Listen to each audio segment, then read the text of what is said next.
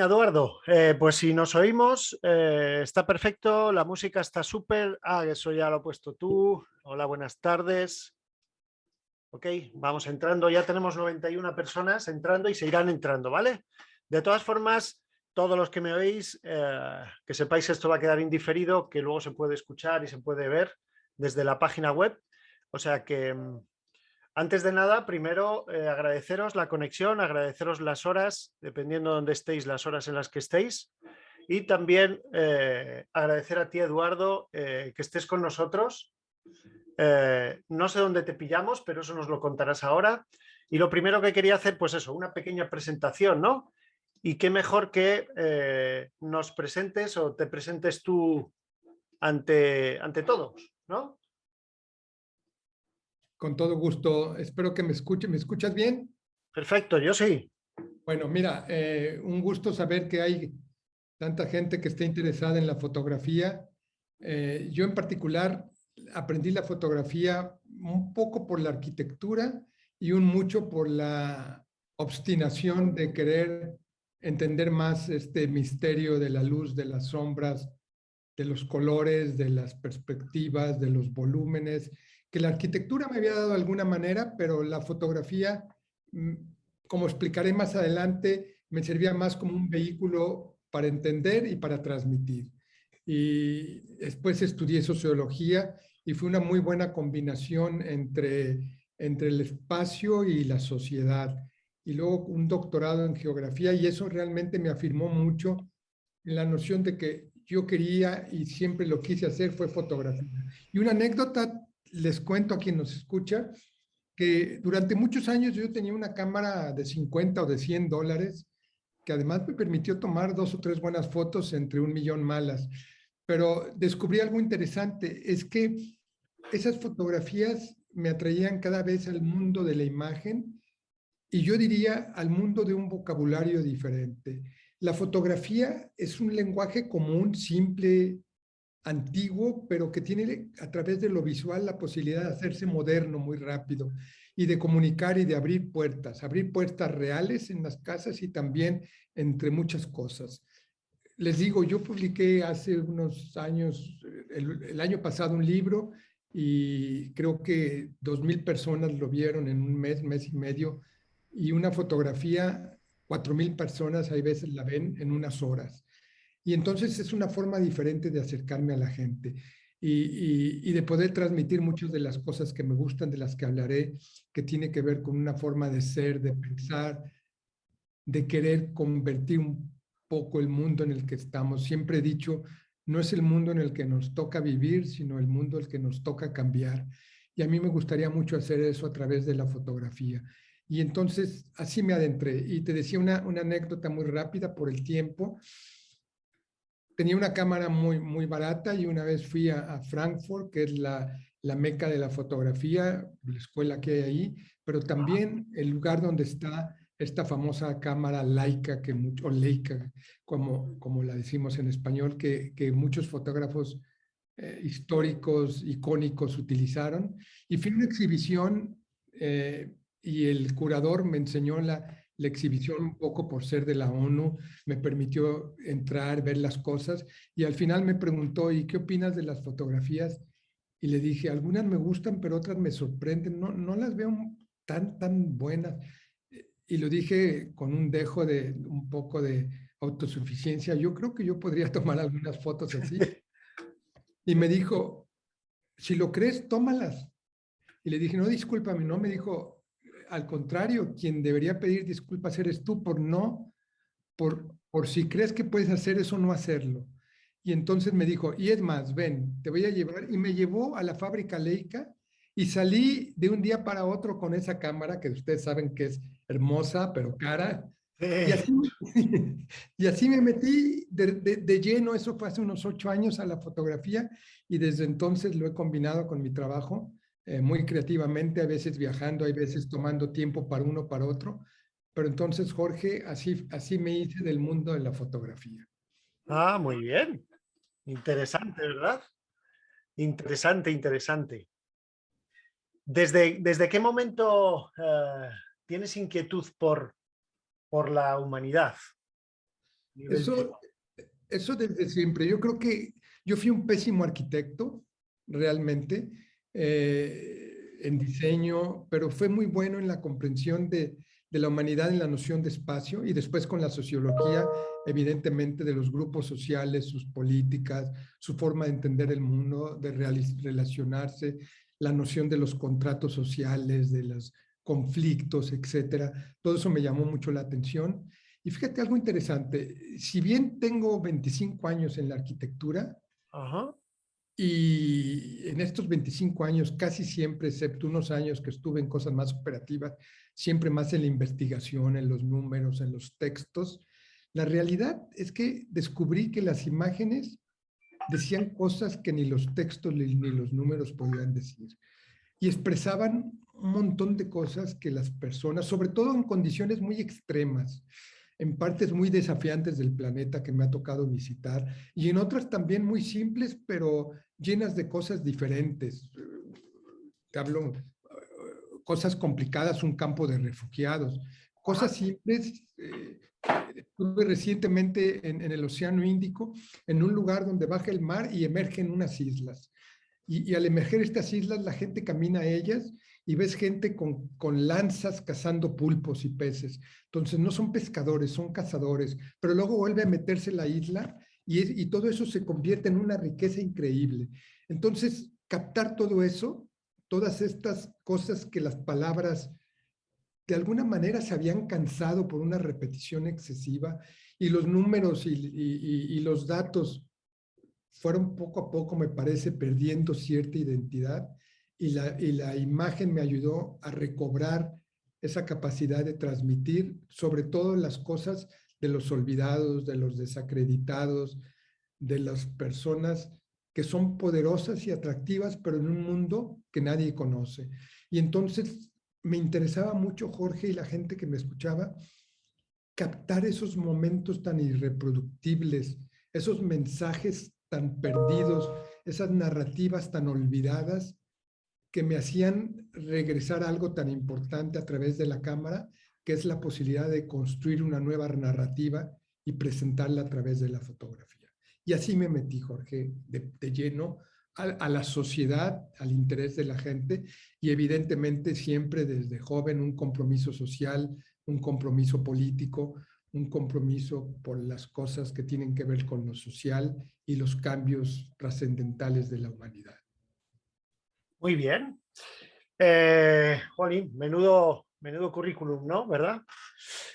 Vale, dicho esto, ¿cuándo empiezas a, digamos, a elaborar proyectos fotográficos ya con un sentido, ¿no? Aunque todas las fotografías tengan sentido, ¿cuándo dices, voy a elaborar como conjuntos de fotos que tengan un sentido y cuál es la finalidad normalmente de tus proyectos? Luego hablaremos un poco del fotolibro y del proyecto. Mira, esa es muy buena pregunta y te digo una cosa. La fotografía y los fotógrafos y la gente que está ahí, y me da gusto que haya tanta gente que se mete y esté comentando, ya hablaremos también de eso, es como el joven que se hace adolescente y está constituyendo una personalidad. Ajá. Álvarez Bravo, el famoso fotógrafo mexicano, decía algo que me gustaba mucho. Mis primeras fotografías veían con los ojos de los demás. Y así eran las mías, Jorge. Yo no veía ni con mi interés, ni con mi filosofía de la vida, ni con mi visión, sino con una personalidad que me era ajena. Y yo creo que el cambio fundamental a convertirte en fotógrafo es cuando defines esa personalidad, cuando defines que a través de la imagen puedes expresar lo que quieres y haces de la fotografía un mensaje y una finalidad. Y el mensaje es todo lo estético, pero lo que capturas y la finalidad es ese mundo que quieres presentar. Y entonces alguien, una amiga que tuve entre amiga y novia, me dijo, métete a concursos. Y la verdad me daba un miedo terror, como a todos nos puede dar, que te metas y estés olvidado y relegado y nadie te reconozca. Y me metí a un par y no pasó nada. Y un día viajando en algún lugar del mundo, abrí mi computadora y decía, felicidades, congratulations. Y dije, ¿de qué? Y era que había ganado un concurso de fotografía en Italia y como andaba no muy lejos, fui a recibirlo y a la gente que me escucha le juro que es verdad lo que estoy diciendo. Cuando llegué a la audiencia les dije, discúlpenme por estar aquí porque yo no soy fotógrafo. Yo no sé ni cómo llegué aquí, ni qué, y siento que estoy usurpando el espacio de los verdaderos fotógrafos. Y entonces el tipo que me dio el premio, y fue la primera vez, me dijo, no, tú eres un excelente fotógrafo social. Y me dijo, y tu espacio y tu futuro, y creo que es lo que he intentado alimentar con el tiempo, es una intersección entre estos mensajes visuales, por un lado, y por otro, todo el interés de lo social y de lo político, y en este encuentro reconstruir estos visuales que nos presentan como un documental visual. Eso es lo que yo hago. Es un documental visual, pero en lugar de presentar todas las certidumbres que conocemos, lo que me importa más es presentar las sospechas, las incertidumbres, es la especulación, es como abrir nuevos caminos, nuevas compuertas, nuevas ventanas que me llevan a narrativas que se contrastan entre ellas. Yo creo en la dialéctica, y en esa noción de dialéctica presentar fuerzas encontradas que son sociales y culturales y políticas de los objetos y los sujetos, que al retratarlos me dan un sentido de lugar, pero al mismo tiempo me ayudan a presentar esta cosa tan importante que es qué son ellos y cómo los interpretamos. Y esta mediación es lo que yo creo que hace en gran parte la fotografía, Jorge. Muy bien. Bueno, creo que trabajas con Leica, ¿verdad? O Leica. Lo que pasa es que Sí, en España, en el castellano decimos Leica, ¿no? Trabajas con Leica, sí. supongo que trabajas con objetivos, obviamente Leica trabaja con objetivos fijos, enfoques manuales. ¿Con qué lentes trabajas tú normalmente en campo? Yo, yo tengo dos Leicas, vamos a decirlo en español, una en blanco y negro. Mucha gente se sorprende de creer que hay cámaras que solo toman fotos blanco y negro. Yo tengo una y tiene un lento muy simple de 35 milímetros y nunca lo he cambiado con el que compré. Pero después me compré una segunda en color y ahí tengo uno de 50 milímetros que sigue siendo pequeño. Yo no tengo ni telelentes o capacidad de tomar distancias. Me tengo que acercar mucho a la gente. Tengo que ser un poco invasivo, tengo que aprender técnicas. Yo creo que el 60-70% al que se fije en mis fotografías va a darse cuenta de algo interesante. La gran mayoría tiene una perspectiva hacia arriba, porque en muchos lugares difíciles, comprometidos, riesgosos, tomo fotografías cargando la cámara en el cuello y desde ahí disparo. Y practiqué mucho y encuadro y fijo bien. Ahora, estas cámaras, para el que nos oyen, tienen una gran ventaja, pero tienen desventajas. Y la desventaja, Jorge, tú que eres un fotógrafo consagrado, lo sabes, es que es manual y que la distancia, la luz, la velocidad, tú la tienes que estar cambiando. Entonces, con 4 pasos que cambies de un lugar de media sombra a luz, tienes que ajustarlo. Y a través de una cantidad impresionante de fotos echadas a perder, el filósofo Bernard Shaw decía que la fotografía era como los salmones, de cada 3 millones viven 3 o 4.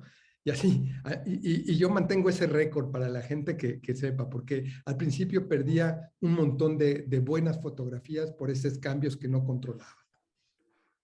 Muy bien, muy bien. O sea que básicamente trabajas con 35 fijo, con 50 fijo, con el handicap que tenemos con las Leica, que es básicamente eso, ¿no? Que cambia, en cada minuto te cambia.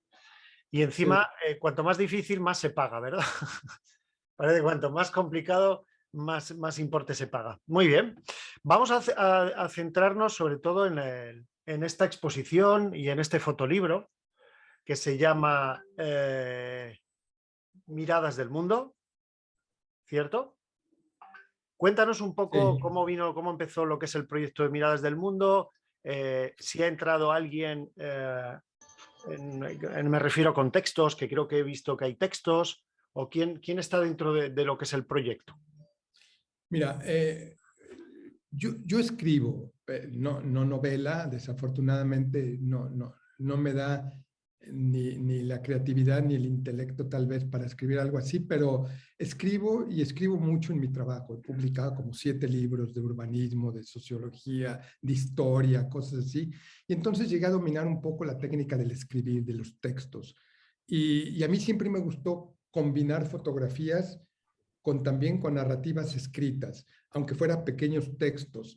Y conforme hacía eso, también me gusta mucho intentar conceptualizar lo que estoy retratando y ponerlo entonces en el marco de un análisis un poco sociológico, un poco, simplemente digamos textual, para no ponerle muchos apelativos, digamos. Y entonces, al estar haciendo esto, descubrí algo interesante. Es que mucha de la fotografía hoy día en el mundo, por ejemplo, hay concursos a los que jamás me metería porque nunca ganaría y son muy visuales, son muy de colores, son muy de moda, son muy de explotación de todo lo que tendría que ver con la inmediatez, que no tiene nada de malo, pero no es mi idea. Un poco la superficialidad, ¿no? Y entonces a mí me interesa mucho más el escarbar, el ver qué está atrás. Y descubrí que en ese mundo de la inmediatez, algo que se vendía muy bien eran las imágenes simples y contrastadas. Si yo te pongo un negro y un blanco, un albino y peor todavía, y un negro negro, o te pongo un rico y un muy pobre, o te pongo una zona inundada y otra bien, se vende porque esas contrastes nos llaman a los mundos tan diferenciados. Pero a mí me parece que están desprovistos de construcciones conceptuales. Es decir, una y otra. Pero lo que yo entonces después pensé, ¿y por qué entre la una y la otra, que sí son interesantes visualmente hablando, no hago un esfuerzo adicional de concepto, que es la de construir el puente que los une?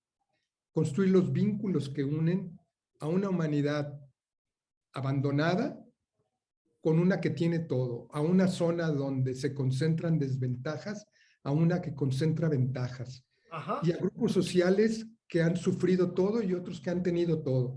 Y en esto descubrí que a pesar de esas diferencias tan diametrales, en el fondo, curiosamente, había ciertos elementos que unían el espacio, la calle, los parques, pero también ciertas funciones que cada quien vivía a su manera, las demostraciones o las manifestaciones, las bodas, los 15 años o cualquier forma de manifestación en los lugares, podrían ser diferentes, pero la noción de felicidad, la noción del momento, de la de reunirse, son iguales. Y entonces mi interés era mucho a través de imágenes, de miradas, de caras. Yo siempre tomo gente, no hay una foto mía donde no haya alguien. Por muy hermoso que sea el paisaje, un volcán hermoso, tiene que haber una persona delante de él. Y presentar, no, fíjate, no presentar lo que yo veo de ella, sino lo que ella ve de mí. Es una imagen de la persona que choca con la cámara y donde yo veo incertidumbre, risa, sorpresa, alegría, y todo esto va recreando una conversación que se recompone en el universo de la fotografía y que me permite a través de un instante captar algo más vasto, en espacio, pero también en tiempo. Y entonces eso que yo capto es gente riéndose en diferentes lugares, gente cubriéndose la cara, otros mostrándola, y en el fondo los dos apelando a la misma cosa, a llamar la atención, a llamar el interés, a, a presentar una identidad diferente, a cubrir la identidad. Y todas estas cosas, en el fondo, hacen que lo que importa es la mirada que choca con la cámara, y eso es lo que yo quería presentar en este libro. Ahora, tuve una gran suerte, el Centro de las Artes de San Luis Potosí, muy amablemente me ofreció un recinto tan hermoso como es esta antigua cárcel, pero además Tomás Calvillo, que es un poeta que siempre he conocido y que admiro mucho, se ofreció a ponerle texto a algunas de las fotografías. Y evidentemente enriqueció mucho más el lenguaje escrito, y ese es el que mantenemos en el libro que algunos de ustedes tienen, y es una mezcla muy bonita entre unas reflexiones de palabras y unas reflexiones de imágenes. Y entre las dos, presentar ese mundo tan importante de de las personas en el tiempo donde están, pero también el tiempo de las personas en donde viven. Y es un doble tiempo y es una doble persona. Y en el fondo te das cuenta que la mayoría es el hombre común. Es una gramática, yo diría, visual muy simple, que lo que pretende es revelar un valor de algo cotidiano que está oculto. Y es estos vínculos que nos unen. Porque al final, Jorge, nosotros no somos islas, somos vínculos. Aunque en nuestras sociedades ha crecido mucho esta idea de la xenofobia, de la separación, de la diferencia, pero entonces las fotografías lo que intentan construir son los baluartes que tienden lazos, que tienden escaleras, que tienden todo lo que tiene que ver con la posibilidad de ensanchar fronteras, romperlas y acercarnos. Es curioso, muy bien explicado, y además es curioso porque decías que tú siempre sacas donde haya personas, ¿no? Donde haya seres humanos, personas, pero luego a nivel laboral, porque eres arquitecto para ONU Habitat, te dedicas a hacer los sitios donde habitan esas personas que tú fotografías, ¿verdad? ¿No? Qué curioso que es para cerrar el círculo, o ha coincidido, o qué. Bueno, preparas o haces estudios sobre cómo generar las nuevas sitios habitacionales para sitios en desarrollo, no lo sé. ¿Hay alguna vinculación? Curioso. Sí, aunque yo te digo, yo soy muy mal diseñador, pero creo que sin falsas modestias soy tal vez un buen investigador. Y entonces lo que yo hago más es como capturar en las ciudades cuáles son los ingredientes de lo que funciona bien y por qué. Entonces, ¿qué hace que un barrio sea operativo? ¿Qué hace que una colonia en algún lugar sea más sustentable? ¿Qué hace que ciertos lugares generen identidad o sentido de convivencia? O la capacidad de que la gente se encuentre y viva.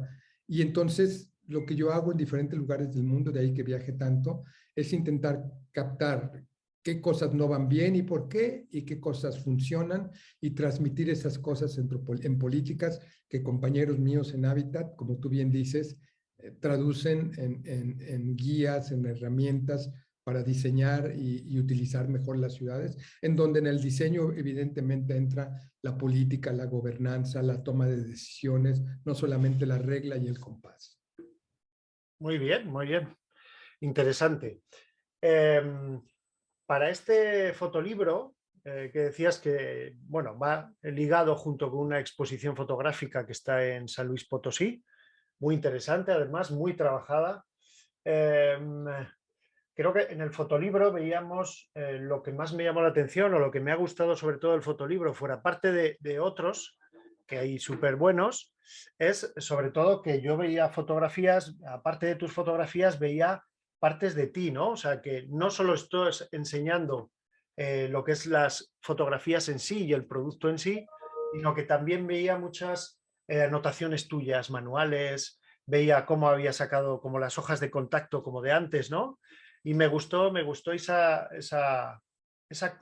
idea de humanizar, ¿no? Para que no solo sean fotografías, sino que hay detrás alguien, hay detrás una persona. ¿Te has sentido cómodo con este proyecto? Mucho, y bueno, creo que la gente también tiene que reconocerlo, Jorge, que muchas de estas grandes ideas fueron tuyas y eres un gran diseñador, además de que eres un excelente fotógrafo. Y decirte que sí, yo a todos lados donde voy a tomar fotografías, tengo mi cuadernito y entonces cuando estoy cansado o cuando quiero tomar un café o hablar con la gente, me siento y en esos dibujos tipo Le Corbusier, que era un pésimo dibujante, pero un excelente diseñador, no es mi caso, hago esos croquis, digamos, un poco, de dos cosas, fíjate, las fotografías son una gran suerte de azar, lo que me encuentro, pero evidentemente no retratas todo, tienes ciertos intereses, y ese es en los intereses donde me centro en los dibujos. Darles un ejemplo a los que nos escuchan. Recientemente, viajando por Europa, descubrí la gran diferencia que hay en los vitrales de las tiendas con los que hay en África o los que hay en los países árabes. Y descubrí que los ¿cómo los llaman? Los maniquís que están ahí, la forma en que están vestidos, cubiertos o descubiertos, la ropa que utilizan, los gestos que adoptan, en el fondo son vehículos de transmisión de valores sociales y de imposición de valores sociales. Y entonces hasta un cierto punto estos maniquís son como mitad hombre, mitad maniquí, porque tienen la fuerza de transmitir y de recrear esos valores.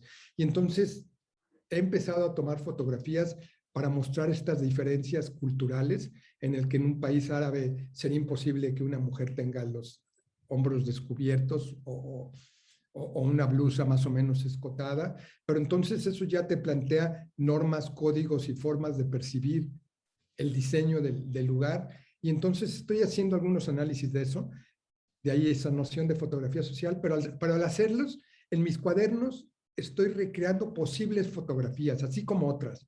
Entonces, mis croquis son posibles fotografías que me pudiera encontrar. Y cuando las encuentro, las visualizo muy rápido. Establezco un contacto entre mi diseño y la realidad y la capto más rápido. Y me ayuda un poco a percibir y hacer eso. Y entonces sí, por eso hago tantos dibujos. Y además escribo cosas ahí, ¿no? Hay veces mías y hay veces cosas que veo por ahí que me gustan. Evidentemente siempre reconozco las diferencias en términos de autoría, pero en el fondo lo que sí me interesa es presentar esta noción de que conforme voy buscando las cosas, al mismo tiempo no voy buscando nada. Yo siempre dije algo, yo me salgo a la calle sin tener un script conmigo, no sé ni a dónde voy a ir. No sé si estoy al principio o al final de algunas calles, la realidad. Y muchas veces lo digo, si estoy en el lugar correcto o en el incorrecto. ¿Y cuál sería el incorrecto? Riesgos, malos lugares de fotografía, etcétera. Pero intento anticiparme con mis sketches, con mis dibujos, y entonces voy navegando la calle y voy descubriendo el paisaje urbano y la gente, y así descubro, fíjate, trayectorias, personas, objetos, lugares, y voy recreando dos cosas juntas. Una cartografía que se asimila a mis dibujos y otra que es alternativa, y entonces presento esas trayectorias de calles y lugares en donde lo único que hago a través de mi fotografía es presentar cómo fluye, cambia el paisaje y cómo se van generando en las calles nuevos textos y nuevos patrones y nuevos espacios. Y entonces lo escribí y este es un ejemplo, te lo digo, las calles empiezan a cambiar ellas. Y tú creías que estabas en el lugar, que las conocías y de repente cambia el color, cambia los rostros, cambia la forma en que la gente se vista. Todo empieza a cambiar hasta el punto que la calle misma ya no te distingue a ti, ya no te reconoce. ¿Por qué? Porque, por ejemplo, si yo me salgo a un lugar muy pobre, intento vestirme de forma que no llame mucho la atención, pero si de repente al ir mudando me encuentro con zonas de bancos, de restaurantes, yo ya no soy la misma persona que donde empecé a tomar la fotografía. Y entonces esa aleatoriedad, esa posibilidad de recoger partes de esas calles, que pueden ser desde lugares a personas, en el fondo lo que hace es marcar un espacio, una memoria, un recuerdo, y recrear a partir de una foto la calle y la ciudad, y exagero, pero lo digo, el universo mismo, Jorge. Y bueno, ¿no? O sea que detrás de tu imagen no solo hay un clic, sino hay como un baile, ¿no? Tanto antes como durante, como después, incluso cuando las tienes que visualizar o las tienes que presentar, etcétera, etcétera. Quería felicitarte antes de hacerte esta pregunta porque, bueno, veo que muchas de ellas, de esas fotografías, al estar trabajando más de cerca con parte de tu trabajo, he visto que están muy galardonadas, ¿no? En diferentes concursos, en diferentes premios. ¿Hay alguno en el que te sientas un poco más, como más orgulloso o simplemente todas? No, hay unos por ciertas características. Uno, yo estudié en Francia y cuando estaba ahí más de alguna vez fui a ver fotógrafos y uno que sin duda muchos de ustedes conocen es Cartier-Bresson, un gran fotógrafo. Mucha gente piensa que es tal vez de uno de los fotógrafos contemporáneos, modernos, más importante, que también, por cierto, tenía una Leica. Y un día gané un premio que se llamaba así, el premio al reconocimiento Cartier-Bresson. Y sabes que ese premio me hizo algo interesante. No solamente es el reconocimiento de la vanidad o de la importancia. Llegué a ganar una vez en Nueva York, otro en Moscú, una vez en Londres, uno importante en blanco y negro, y tal vez uno de los más, el de Budapest, porque me dieron un premio que el fotógrafo del año. Y entonces, fuera de la alabanza, creo que los premios hacen una cosa muy importante. Y a todos a los que se dedican al arte van a entender mi comentario, si bien el mío es tangencial por el lado de la fotografía, es que muchas veces no sabes si lo que estás retratando, como el pintor o el escultor, lo que está haciendo vale la pena o no. Dicho en términos muy simples, qué cochinada estoy haciendo, qué porquería estoy dibujando aquí, y entonces de repente alguien te reconoce y otras personas, y lo que hacen esos reconocimientos es ponerme en el camino de la autoconciencia, y entonces reafirmarme mucho en mi acción humana de fotógrafo social, y decir, si alguien lo reconoce, es porque a lo mejor tiene un valor y entonces me ayuda a comunicar lo que soy. Y así, a partir de ese premio, en el fondo lo que me da es la posibilidad de meterme a la realidad, aunque sea a nivel de un intersticio, de un huequito, a los que le guste la filosofía de Kairos, que sería el dios del tiempo de la oportunidad. Escaparte por ahí y descubrir que en el fondo sí puedo relatar historias, sí puedo contar hechos, y tal vez sí puedo cultivarme en el arte de contar ciertas narrativas visuales que son reconocidas. Eso es lo que hace el premio para mí más que nada. Fenomenal, pues nada, felicitarte de nuevo. Y hablando esto de la conciencia y de la imagen,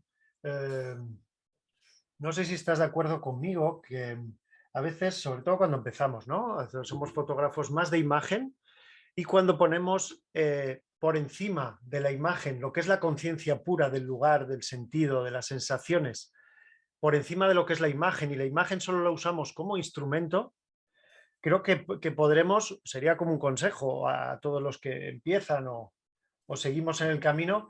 ¿No crees que cuando ponemos por encima lo que es la conciencia, por encima de lo que es la imagen solo, vamos a conseguir mejores imágenes? Totalmente, porque era un poco lo que te decía, es cuando has recreado tu persona y tu personalidad y tus valores que se transmiten a través de la imagen. Y entonces, lo que quieras hacer con ellos, todos son válidos. ¿Quién lo puede hacer a través del lado de la moda o a través del lado de las artes visuales, que son tan bonitas, ¿no? Yo lo quiero hacer a través de algo, Jorge, que yo llamaría, dejé de verte, no sé si te pasó, que yo llamaría como un disparo a la amnesia. Y así me gustaría calificarlo, un disparo a la amnesia, porque te cuento que 2 ocasiones, una en Guadalajara, a través de amigos tomé fotografías en el Hospital Civil y ganaron un premio en París, y alguien en Guadalajara escribió un artículo y dijo: las posibilidades de viajar de López Moreno le permiten tomar estas fotografías. Y curiosamente, esas fotografías en particular eran en la misma ciudad de la gente que me estaba haciendo esta crítica de alguna forma positiva. Ya. Y en otra ocasión, en Nairobi hay el barrio de los somalíes, que es un barrio que es muy parecido a Somalia, sin los grandes riesgos de ir a Somalia. Y tomé fotografías ahí y las presenté en una exhibición en la ONU, y alguien decía: nos haces descubrir mundos tan ajenos, tan lejanos, tan distantes a nosotros, y esas fotografías, les prometo a quien me escucha, que las había tomado a 30 minutos de distancia de donde esta persona estaba hablando. Pero entonces era claro que era un mundo desconocido para él, y que era una ciudad, y que era una sociedad, y que eran valores, y que eran un montón de cosas que no hacían parte de su universo. Y entonces esas fotografías, cuando yo las presentaba del lugar y de quiénes eran, abrían ese espacio y esa posibilidad de lo que te decía, que era ese disparo a la amnesia de las personas, intentando atraerlas a ver tantas cosas que no vemos. Las fotografías en el fondo es eso, es a tanta gente invisible, a tanta gente inexistente, incluso para ellos mismos, la fotografía es la posibilidad de recrear su propia existencia y de darle un valor a través de la imagen a quiénes son ellos. Y fíjate que este es un dato interesante porque si bien ONU me ha abierto muchas puertas, la cámara también me ha abierto muchas. Yo creo que yo entré a muchas casas y a muchos barrios por el solo hecho de traer una cámara colgando. La cámara es como un pasaporte que te permite entrar a lugares. En otros lugares es el pasaporte contrario, depende, ¿no? Pero te permite entrar porque me abrían las puertas de su casa, de sus salas, y muchas de esas fotografías eran tan únicas porque además eran mujeres musulmanas que es tan difícil retratar al que toma fotografías en ciertos contextos y condiciones que me permitieron también algunos reconocimientos por ese sentido. Y eso yo lo traduciría y no lo dije yo, dije que siempre daba créditos de los demás. Hay un fotógrafo que dijo, antes de hacer clic con tu cámara, tienes que hacer clic con los demás, con los que estás. Y es muy cierto eso, esa noción de hacer clic con la gente que retratas es tan importante como la fotografía misma. Totalmente, totalmente de acuerdo. Dime, dime. No, porque en el fondo, ¿sabes? Es de nuevo esta noción del vínculo que lo que hace es construir un punto fundamental de empatía. Una empatía en donde el otro es un espejo y te ve a ti y tú lo ves a él y se reconocen y entonces empiezas a comunicar de otra manera. Y la fotografía juega ese papel. Recuerdo casos interesantes, alguna vez lo mencioné en una entrevista a uno, en Ciudad de México me fui a un barrio realmente de mala muerte y me metí a un bar todavía peor, que estaba lleno de mujeres que se dedican a hacer servicios sexuales. Y una me llamó, una señora, y me dijo, tómame una fotografía. Y le dije, ¿por qué? Me dijo, mira, veme. Y tenía unos como lentes y me dijo, mis ojos están llenos de crepúsculo. Y yo dije, ¿de dónde le nace tanta filosofía, pero tanta sensibilidad a esta mujer? Porque en el fondo es eso, lo que retratas es la luz, la sombra, el misterio de los rayos, pero también el crepúsculo o la falta de mismo. Y eso es lo que capté con ella.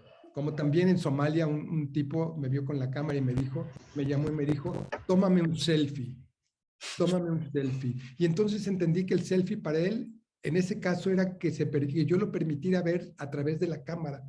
Y entonces la cámara es un narciso moderno para todos también. Sí, sí, es como un auténtico espejo, ¿no? De cada uno, ¿no? Sí, sí. Eso lo hemos descubierto, o los que ya llevamos haciendo fotos, para mí personalmente, aunque haga foto de mí para afuera con la cámara, realmente lo que estoy haciendo son espejos, ¿no? Partes de mí, porque si no, no está ahí. Una pregunta también que te quería hacer con respecto a la obra. ¿Tú crees, eres de los que piensas que cuando haces una fotografía y la enseñas, ya te deja de pertenecer a ti y ya pertenece al espectador con su propia idiosincrasia? Totalmente, pero de otra manera, porque una fotografía es buscar a través de la captura de ese espacio de luz y de formas y de gentes y también con ellas de realidades y de sueños, cosas que tú le das un valor y una subjetividad. Y esto va a colación de algo interesante. Cuando entro a concursos de fotografías de temáticas, es decir, no solo una foto, sino, sabes, Jorge, una serie de temáticas que presentan narrativas, y siempre te preguntan, ponga la fotografía que usted considera la mejor como la número 1 y después las demás. Nunca ha ganado la que yo he presentado. Creo que una vez por ahí. Y hay veces digo, voy a poner 10 fotos y tengo 7 y meto 3 de relleno y alguna de esas es la que gana. Y entonces eso me muestra que la subjetividad de la forma, de la carga en que yo tomé la foto, por ejemplo, un lugar donde había ciertos riesgos, por ejemplo, un lugar donde había ciertos riesgos, tal vez yo le dé más valor. Y entonces le doy más apreciación, incluso estética, o de vivencia, o de concepto, o de mensaje. Pero en el fondo, la subjetividad de los demás es lo que le da la apreciación de la valía, de la estética y de la importancia de la fotografía. Y es ahí donde me doy cuenta, como la mayoría del arte, que en el fondo lo que hacemos es presentar una imagen para que cada quien, con narrativas muy contrastadas, pueda recrear lo que interpreta de esa fotografía. Y así me he encontrado explicaciones.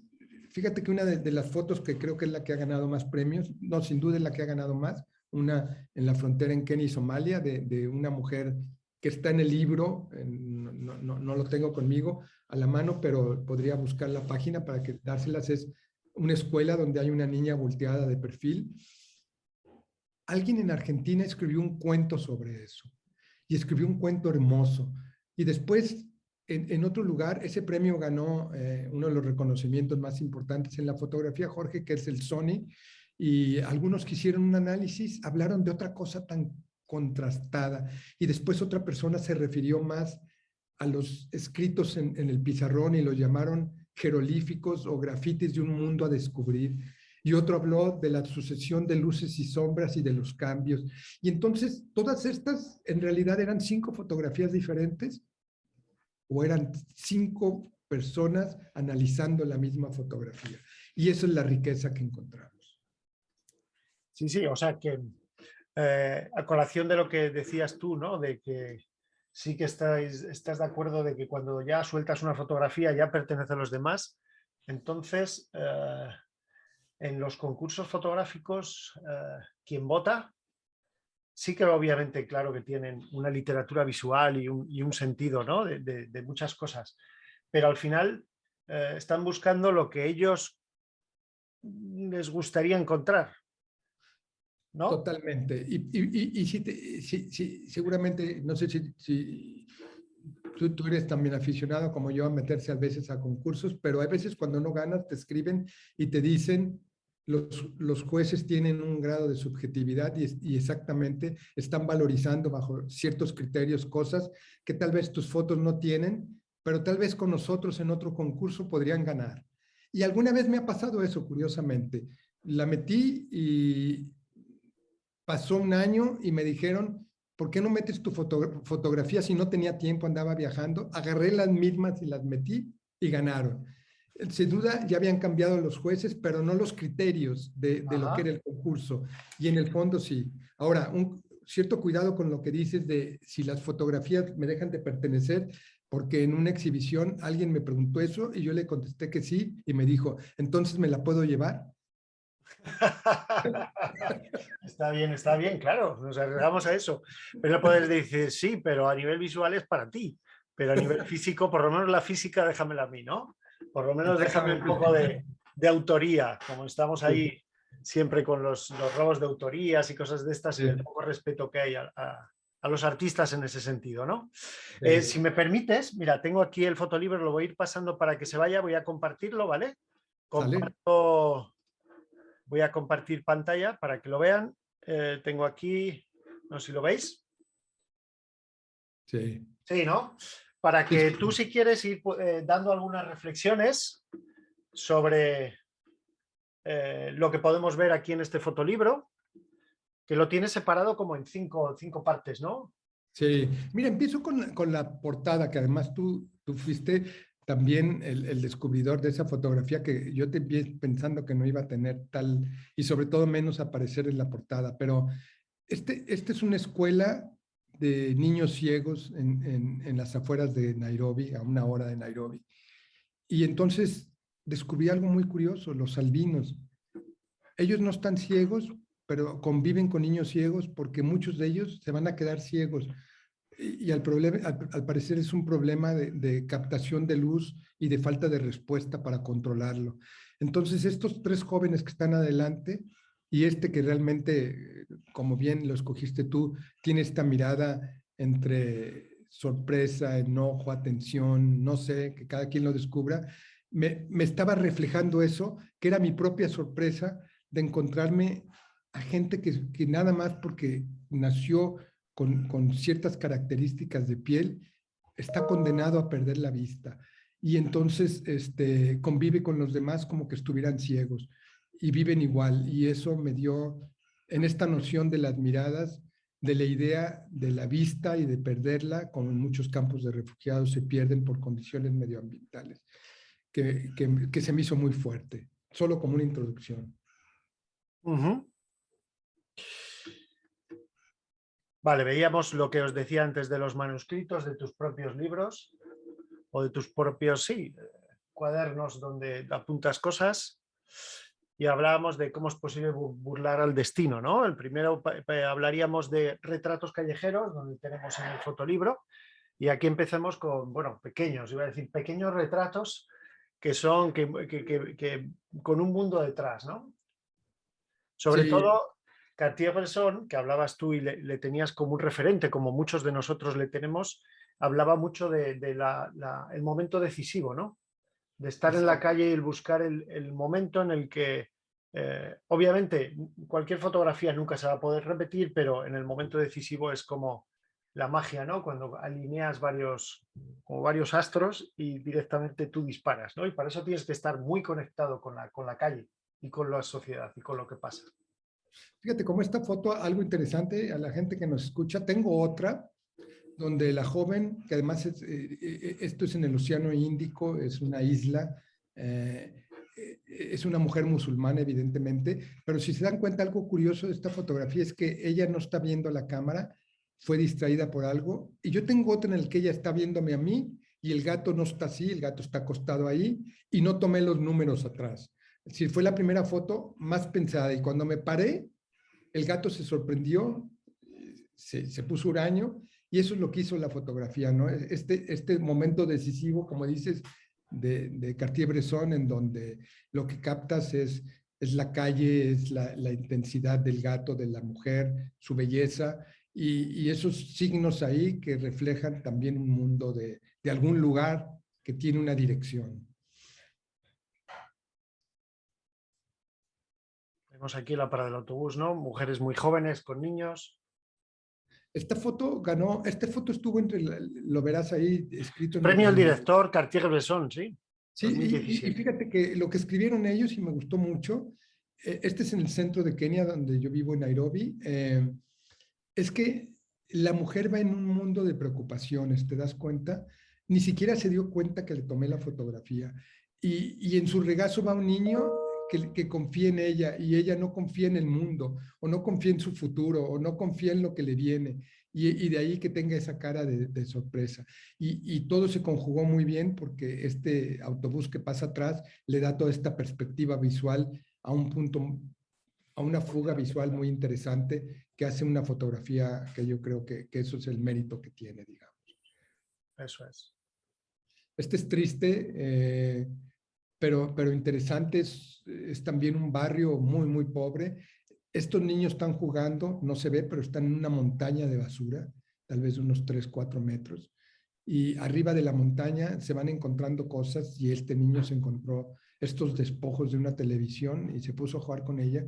Pero son tal las condiciones higiénicas y medioambientales tan difícil que su mapa en la cara es el mapa de la pobreza, del abandono, de la miseria, de tantas cosas que lo hacen tan vulnerable como niño, ¿no? En un lugar así. Y eso fue un poco lo que hace esta fotografía, digamos. Vemos aquí otras con reflejos, ¿no? Sí, O reflejos muy interesante. este es muy similar. Este es muy similar a las otras dos en algo, que es la cara de preocupación del hombre, igual que la del niño y de la mujer. Si te das cuenta, es la incertidumbre, es un mundo donde hay poco control y demasiados azares que hacen que nuestro futuro o el futuro de ellos sea tan poco predecible y en donde reina la incertidumbre. Este es un peluquero en Asia, no recuerdo, Kuala Lumpur, en Malasia. Malasia, sí. Y entonces es el espejo en el que tomo y se ven atrás los modelos que utiliza el radio que está escuchando con la música, pero sí casi como un fantasma, ¿no? Vive como una situación de fantasma en donde él es la preocupación principal de su negocio que está ausente de clientes. Perfecto. Bueno, para no hacer muy largo, voy a ir pasando así, si hay en alguna en concreto, pero vamos, para que luego la gente pueda visualizar o ver lo que se puede encontrar, ¿no? Cuando adquiere este libro de Miradas del Mundo, Aquí tenemos una parte de refugiados. Esta es una foto Sí, premiada, marca de la excelencia por cámara Leica, ¿verdad? exacto. Y, Esta fotografía que Minneapolis hiciste también. tuvo un recorte tan interesante. Te digo que tú tienes una capacidad visual que realmente yo no tengo en la forma en que capturaste una parte para anunciar esta discusión, esta comunicación hoy.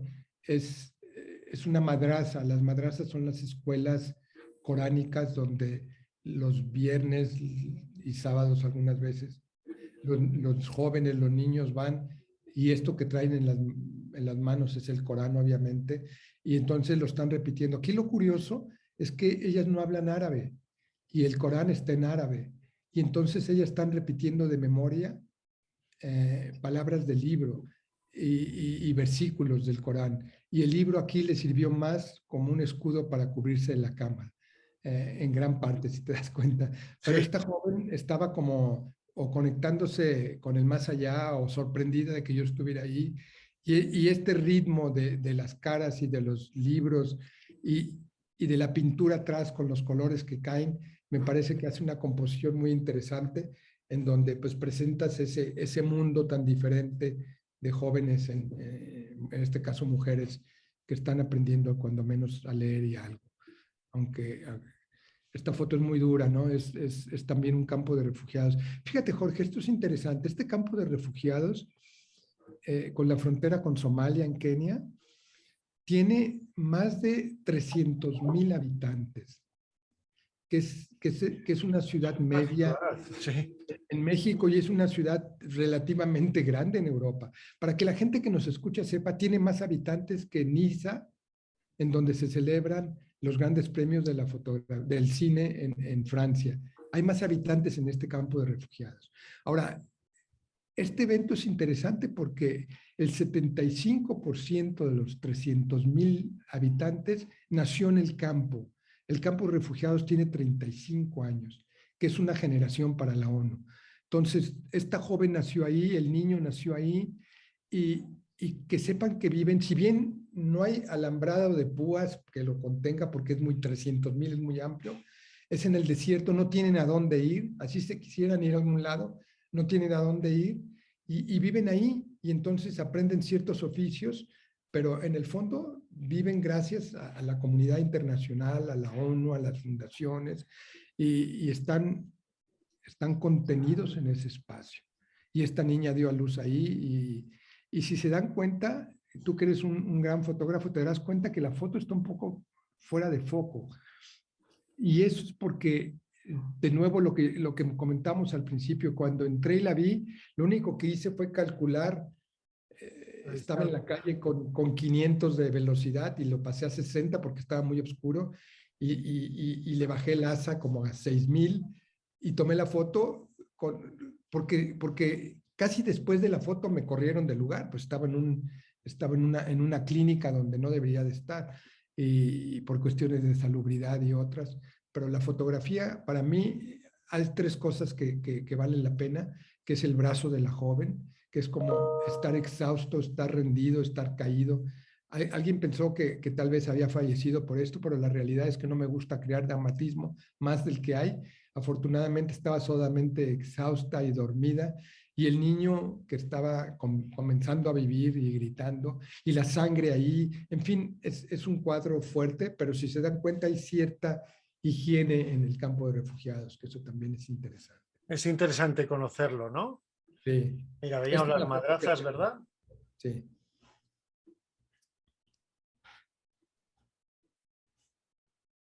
Luego hay una parte de invidentes.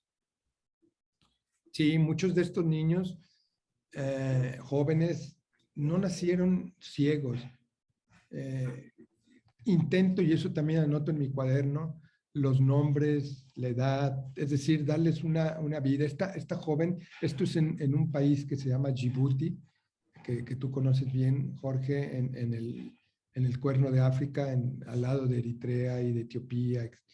Y obviamente es una musulmana, como la mayoría de la gente en Djibouti. Está ciega y lo que está haciendo es tocando el braille. Entonces hay luz ahí para los que entran y salen, pero en el fondo, pues para ella todo está oscuro. Y entonces el lugar con las sombras que crea y con esas luces y todo, en el fondo nos hace ver lo importante que es la comunicación, y por eso creo que la llamé acariciando con los dedos del alma o algo así. Esto que decía, Escribiendo con los dedos del alma. exacto, es un alfabeto visual, el que ella tiene con el braille, pero el que yo quiero darle a través de la fotografía para comunicar a ella, que repito, se quedó ciega por las condiciones del lugar, porque ella nació con visión. Y esto es una tragedia terrible, ¿no? Mira, aquí está cómo está leyendo braille. Sí, este joven igual, sí. Este joven, por ejemplo, va al lugar, aprende braille, aprende a escribirlo. La máquina que está ahí no es de escribir, es para puntuar braille. Y cuando sale, camina 3 kilómetros, 4 kilómetros para ir a su casa, en donde no hay calles, no hay banquetas, no hay condiciones. Entonces eso lo llamé en inglés como triple jeopardy, como tres desgracias a la vez, ¿no? Nacer en un lugar, irte a vivir a otro por la fuerza y descubrir que en el lugar que tú habías hay luz y al que te vas no había, pero en donde no hay luz tienes que buscar la luz. ¿Te das cuenta? Sales de un lugar que era tu casa, que era tu familia, que era tu entorno, y te vas a vivir a otro, y ahí desafortunadamente pierde la vista, y entonces una segunda desgracia es vivir en un campo de refugiados con pobreza y condiciones, y una tercera es cómo se mueve, cómo transita, qué hace, el mundo que le espera. Y curiosamente esta escuela se llama en somalí algo que significa como una oportunidad diferente o un camino diferente.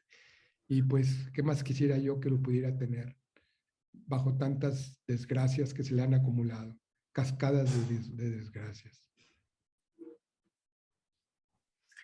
Con el mundo encima, gente trabajadora. La mayoría son mujeres, ¿verdad? Curioso. Sí, es muy raro encontrarte hombres, aunque de vez en cuando te encuentras, pero muchas veces, por ejemplo, este pez o las cosas que ellos cargan, mínimo muchas veces son 20 kilos, 25 kilos cuando es agua. Y entonces, realmente, yo ahora que sufro un poco de mis cervicales, te das cuenta que sin haber cargado nada, este, es tremendo. Caminan kilómetros en la luz, en el sol, en la lluvia, en las condiciones para vender lo poco que puedan vender. Y las veces, esto es en Angola, yo no hablaba el idioma de ahí, se llama Quimbundo, pero hablo portugués, entonces me podía comunicar con ellas más o menos. Me decían que no podían regresarse a donde vivían hasta que no hubieran juntado un mínimo para poder sobrevivir donde estaban. Y hay veces cuando no lo conseguían en todo el día, se quedaban a dormir en la noche en algún lugar para no pagar el transporte hasta donde vivían, que les hubiera derogado 30, 40% de su ingreso. Y entonces esto hacía que su viaje fuera muy pesado. Y si te das cuenta, curiosamente, ese barco es el barco Karl Marx, que se atoró ahí en Angola junto con el comunismo. Curioso, ¿eh? Tanto símbolo podemos encontrar en unas fotografías. Esta es muy curiosa. Bueno, por un lado, no solo la de la máquina de escribir, sino el convoy que va ahí. Lo que pasa es que por ahí pasa un trenecito que va a una zona industrial y conecta con la zona de los trabajadores, pero esta gente normalmente se mueve por taxis colectivos que se llaman aquí matatus, como mucha gente, algo así como mucha gente junta. Y hubo una huelga y entonces todos ellos se fueron caminando por la vía porque no tenían recursos suficientes para pagar el trenecito. Y la mayoría al principio puede llevar sus cosas en la mano, pero luego empiezan a ponerle en la cabeza, que es como tal vez la forma más simple de transportar peso. Y entonces esa foto hace, además con esas nubes, un paisaje interesante, me parece. Súper interesante, ¿verdad? Sobre todo es que da la sensación de que van a hacer las ofrendas Sí, a los Reyes Magos que se van a llevar al niño, ¿no? En este caso, exacto. supongo, van a llevar las ofrendas como de trabajo a familia. Familia, sí, exacto. ¿Veis? Aquí seguimos teniendo ahí por encima, luego encubiertas, en estos países donde las mujeres van tapadas, ¿verdad? Sí, las primeras se taparon por mí y es una historia interesante. Eh, estas es en Djibouti, me parece. El extremo de Djibouti, del otro lado está Yemen, un país que es regularmente bombardeado por los saudis en una guerra que tiene más de 4 o 5 años.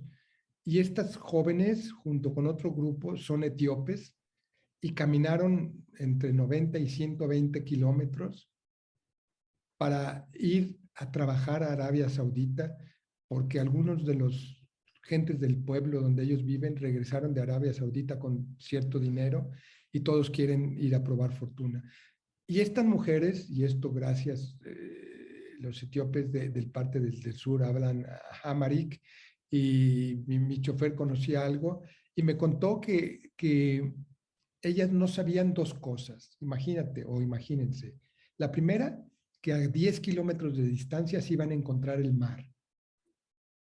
Y la segunda, que si lograban cruzarlo, en donde se sospecha, y estos son datos de ONU Habitat, que de cada 10 barcas, tal vez 3 o 2 se hundan en el mar con la gente que lleva, jóvenes de 20 años. Es decir, estas jóvenes iban a cruzar el mar en la noche, estuvieron 30 días ahí esperando juntar el dinero para que los Cruz a dárselos y accedieron a que les tomaran unas fotos cubiertas.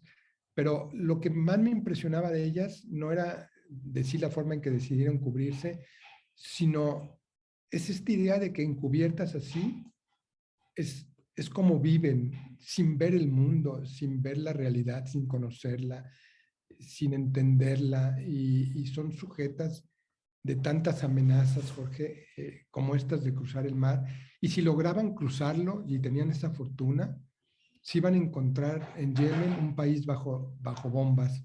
Entonces, una segunda amenaza hasta poder llegar a Arabia Saudita. Y todo por la sobrevivencia.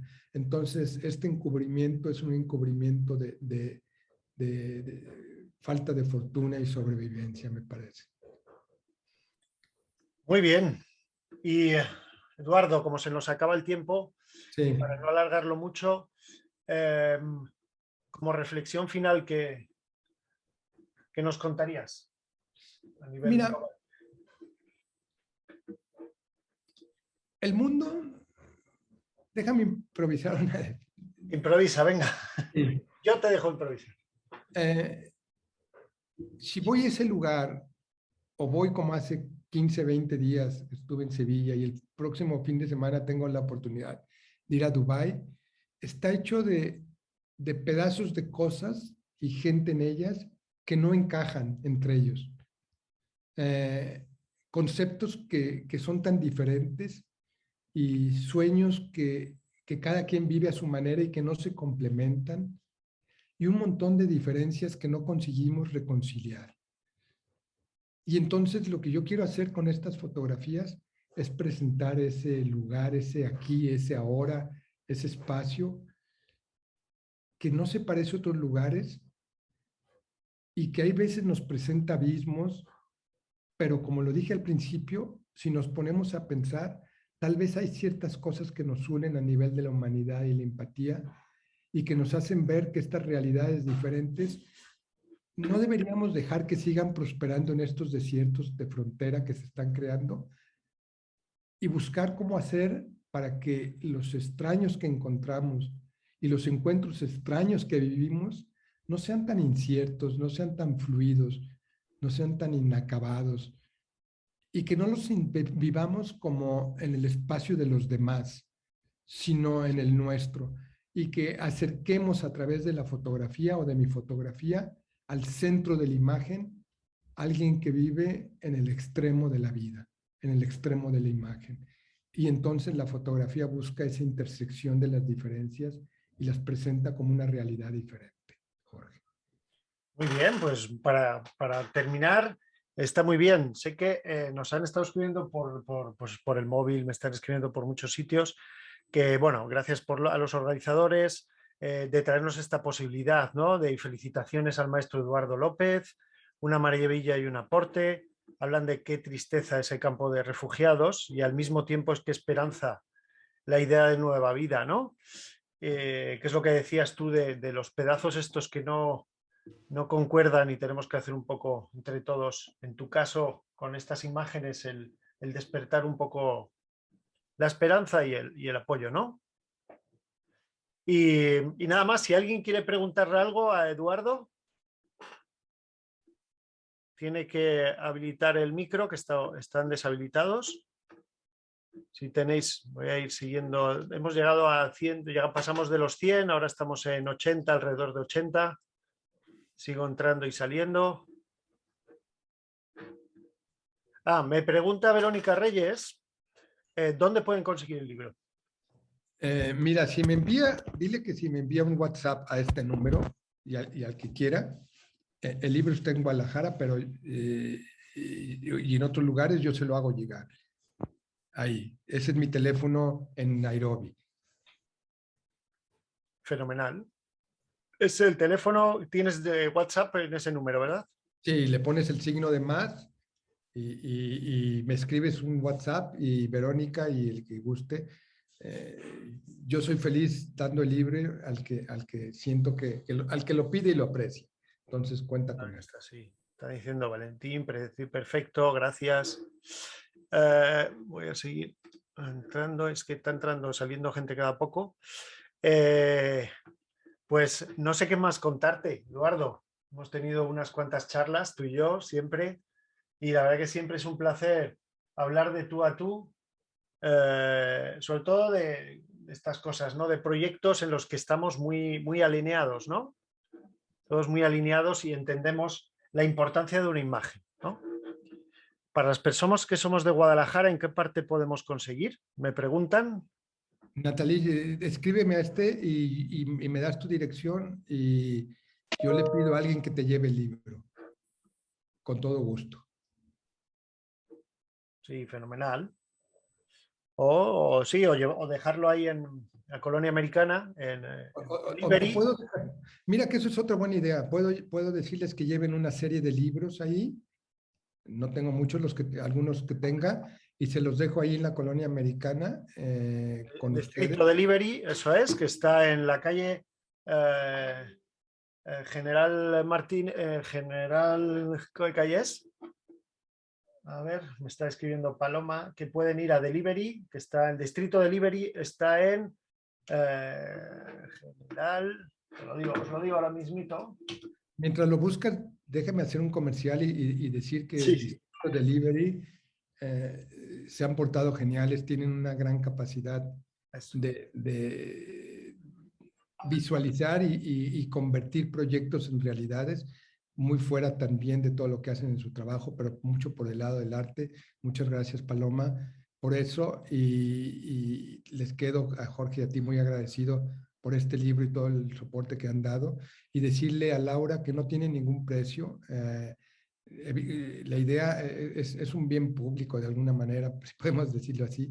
Entonces, ahorita Jorge les escribe en dónde, en la colonia americana, y yo le pido a alguien de mi familia, a mi hermano, a alguien que les lleve varios libros, y pues el que venga por ellos, primero que se lo lleve. Sí, ya lo he puesto en es la calle General San Martín 350, Colonia Americana. Allí está en Distrito Delivery y ya está. Me pregunta Valentine, cuando dijo que al tomar fotografías son espejos de lo que vemos y de uno mismo, entonces las fotografías son también el reflejo y el recuerdo del mundo que vemos en esa fotografía.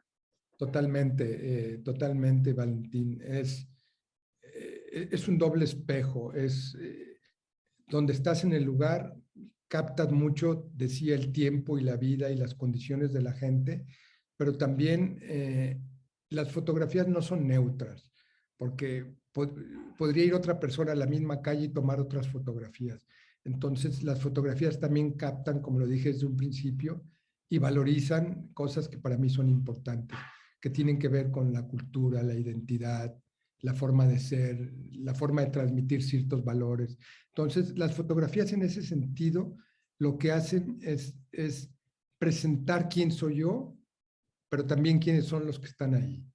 Y si vieron unas fotos, unos niños solo los pies, en el fondo no es tanto el abandono o la pobreza, sino el querer presentar y descubrir a través de la imagen todas esas capas de vida que han estado ocultas en ellos y llevar a la superficie una historia diferente, aunque sean narrativas improvisadas. Entonces, lo que te quiero decir con esto, Valentín, es que creo que fuiste tú el que lo preguntó, es que sí, la fotografía nos da esa posibilidad de presentar algo que es como un llamado a la conciencia mía, pero también a la de los demás. Y las fotos nunca son un accidente, creo. Son parte de un proceso de aprendizaje que nos dan imagen, nos dan identidad.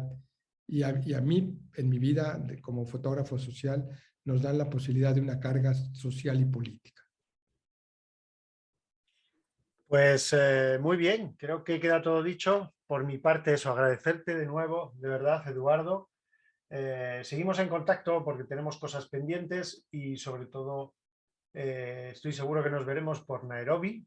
Te tomo la palabra de ir a visitarte y de preparar algo juntos por allí. Y nada más, muchísimas gracias a todos, de verdad.